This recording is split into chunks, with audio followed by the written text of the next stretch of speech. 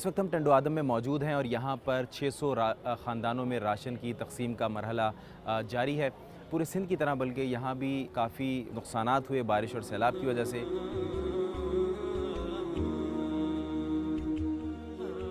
अलखदमत की टीमों ने रेस्क्यू का मरहला शुरू किया और उसके बाद अब राशन का यहाँ फ़ेज़ चल रहा है। इस फ़ेज़ का ये चौथा सिलसिला यहाँ पर हो रहा है।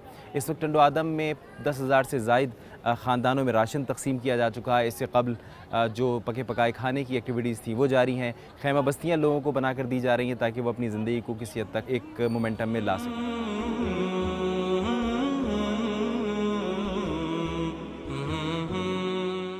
इस मौके पर मशकूर हूँ अपने तमाम डोनर्स का जिन्होंने हमारे साथ ताउन किया और उम्मीद करता हूँ कि ताउन जारी रहेगा ताकि खिदमत का ये सिलसिला यूँ ही चलता रहे।